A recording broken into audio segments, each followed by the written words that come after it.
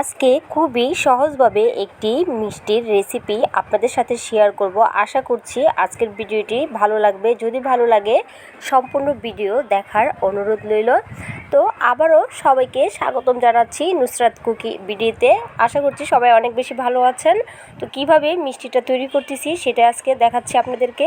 তো সর্বপ্রথমে আমরা যে কাজটি করব, আমি এখানে একটি মিক্সিং বল নিয়েছি আর নিয়েছি এখানে এক বাটি মেজারমেন্ট কাপের 1 কাপ ময়দা। আপনারা চাইলে এটা আটা দিয়ে করতে পারেন। তারপর এখানে ব্যালেন্সের জন্য দিয়েছি লবণ আর দিয়েছি হাফ চা চামচের মতো বেকিং পাউডার। এখানে কিন্তু বেকিং সোডা না, এটা কিন্তু বেকিং পাউডারটা ব্যবহার করেছি। তারপরে এখানে আমি 1 টেবিল চামচের মতো ঘি দিয়ে আমি খুব ভালো করে এই আটাটাকে অর্থাৎ ময়দাটাকে খুব ভালো করে ময়ন করে নিচ্ছি। আপনারা চাইলে ঘিয়ের পরিবর্তনে এখানে তেলটাও ইউজ করতে পারেন। তো এইভাবে ময়ন করে নিয়েছি। তারপরে নর্মাল টেম্পারেচার থাকার পানি দিয়ে এইভাবে অল্প অল্প করে নিয়ে আমি খুবই সফট একটি ডো তৈরি করে নিব।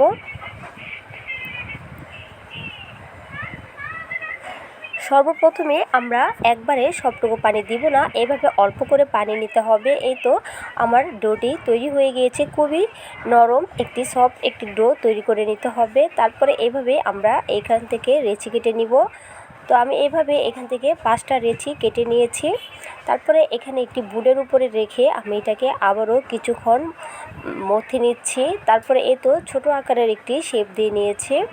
তারপরে কিছুটা ময়দা ছিটিয়ে এইভাবে একটি বেলুনের সাহায্যে আমি একটি রুটি তৈরি করে নিচ্ছি। তো এই তো রুটিটা আমার তৈরি করা হয়ে গিয়েছে। আর কতটুকু পাতলা রেখেছি আর কতটুকু ভারী এটা দেখেই বুঝতে পারছেন। রুটিটা কিন্তু অবশ্যই পাতলা রাখতে হবে। তারপরে বাকি যে অংশগুলো আছে এটা আমি ছুরি দিয়ে কেটে এভাবে একটি চারকোনা একটি শেপ দিয়ে নিয়েছি। আর রুটিটা কিন্তু অবশ্যই একটু লম্বা রেখে বেলবেন, তাহলে কিন্তু নাস্তাটি দেখতে অনেক বেশি সুন্দর লাগবে। তো তারপরে যখনই আমাদের রুটিটা তৈরি হয়ে যাবে, একটি ছুরি দিয়ে আমরা এইভাবে চিকন চিকন করে কেটে নিচ্ছি। তো দেখলেই বুঝতে পারবেন কাজটি একেবারে ইজি, এটা যে কেউ পারবে। তো এইভাবে আমি সম্পূর্ণ রুটিকে এভাবে ছোট ছোট করে কেটে নিয়েছি। তো এইগুলো আমার কাটা হয়ে গিয়েছে। এখন আমরা উপরের যে অংশটি আছে এভাবে হাত দিয়ে পুরোটা অংশ নিয়ে এই তো এভাবে একটু চেপে এটাকে জোড়া লাগিয়ে দিয়েছি। তারপরে এখানে থেকে আমি 3টি ভাগে ভাগ করে নিচ্ছি।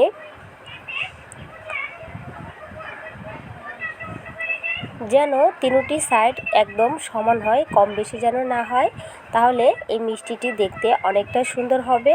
তারপরে যে কাজটি করতে হবে, সাধারণত আমরা যেরকম বেনি করি এরকমভাবে এগুলোকে আমি বেনি করে নিচ্ছি।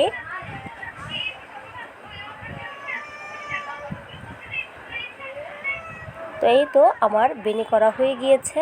এখন যে কাজটি করছি, আগে ওই যে বেনি করে নিয়েছি, এখন ওইটাকেও খুব ভালো করে সিল করে দিয়েছি। তারপরে এভাবে উল্টা পাশে এভাবে আবারও 2টি সাইড একলগে এনে এভাবে সুন্দর করে সিল করে দিতে হবে।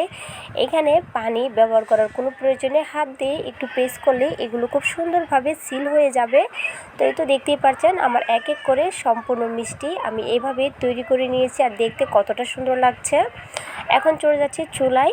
তো চুলায় একটি কড়াইয়ে আমি তেল গরম করে রেখেছি। এই তেলটি খেয়াল রাখতে হবে খুব বেশি হিট করা যাবে না, খুবই অল্প যখন গরম হবে তখনই এই পর্যায়ে আমাদের এক এক করে এই মিষ্টিগুলো দিয়ে দিচ্ছি। তো এই তো সবগুলো মিষ্টি আমি একসঙ্গে দিয়ে দিয়েছি।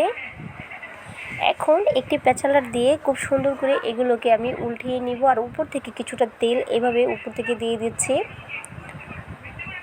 এখানে যেহেতু আমরা বেকিং পাউডারটা ব্যবহার করছি, এই মিষ্টিগুলো কিন্তু খুবই সুন্দরভাবে ফুলে যাবে। এই তো দেখতেই পাচ্ছেন কত সুন্দরভাবে এগুলো ফুলে আর একটু বড় হয়ে গিয়েছে। তো এই তো আমার কত সুন্দর এগুলো কালার এসে গেছে, এগুলো আমার ভাজাও হয়ে গিয়েছে। এখন এগুলো আমরা তেল থেকে উঠিয়ে তেলটাকে ঝরিয়ে নিব। খুব বেশি কালার আনতে যাবেন না, মানে অর্থাৎ পুড়ে ফেলবেন না, তাহলে কিন্তু খেতে একটু তিতা লাগতে পারে। পুরো জিনিস খেতে যেরকম লাগে, তো যখন এরকম একটি কালার চলে আসবে এই পর্যায়ে আমরা নামিয়ে নিচ্ছি। তারপরে আমি এখানে একটি চিনির শিরা তৈরি করছি। এখানে আমি মেজারমেন্ট কাপের 1 কাপ দিয়েছি চিনি, আর দিয়েছি 1 কাপের অল্প একটু পানি। আমি এখানে খুব বেশি শিরা তৈরি করব না, এখানে আমি খুবই অল্প শিরা তৈরি করছি। এই তো চিনিটা আমার গলে গিয়েছে।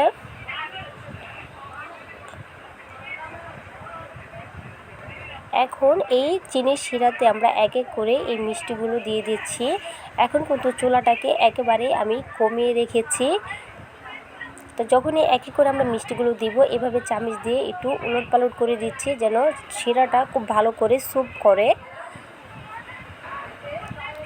এখন আমরা চুলাটাকে অফ করে দিয়েছি। সবগুলো মিষ্টি আমার দেওয়া হয়ে গিয়েছে। আর দেখেন শিরাটা কিন্তু অনেকটাই কমে গিয়েছে। কমে বলতে একেবারেই কিন্তু নাই, অল্প একটু শিরা আছে। এগুলো খুব সুন্দরভাবে স্যুপ করে নিয়েছে। এগুলো রেস্টে রাখার প্রয়োজন নেই, আমরা সঙ্গে সঙ্গে শিরাটার ভিতরে এভাবে উলটপালট করে আমরা এগুলোকে উঠিয়ে নিচ্ছি। তো এভাবেই সম্পূর্ণ মিষ্টি আমি উঠিয়ে এটি প্লেটে নিয়ে আপনাদেরকে দেখাচ্ছি এগুলো দেখতে কতটা সুন্দর হয়েছে আর এটার ভিতরটাও কীরকম হয়েছে এটাও আপনাদেরকে দেখিয়ে দিব। আর এই মিষ্টিটা অবশ্যই একদিন হলো বাসায় তৈরি করবেন, এটা খেতে খুবই মজার হয়েছে যে কি বলবো। আর ময়দা দিয়ে যে এত সুন্দর মিষ্টি তৈরি করা যায় আসলে বাসায় না বানিয়ে খেলে কেউ বুঝবেন না। আর এই মিষ্টিটা আপনারা অনেক দিন সংগ্রহ করে খেতে পারবেন। তো আমি এভাবে হাত দিয়ে ভেঙে দেখাচ্ছি এটা কতটা মচমচে, এটা অনেক সুন্দর হয়েছে। তো আজকের ভিডিওটি যে দেখার পরে কিছুটা ভালো লাগে প্লিজ আমার চ্যানেলটাকে সাবস্ক্রাইব করে আমার পাশেই থাকবেন। আর যারা আমার চ্যানেলগুলো রেগুলার আমার ভিডিওগুলো দেখে আমার চ্যানেলটাকে সাবস্ক্রাইব করেছেন তাদেরকে অসংখ্য ধন্যবাদ। তো আজকের ভিডিওটি ছিল এই পর্যন্তই। আল্লাহ হাফেজ।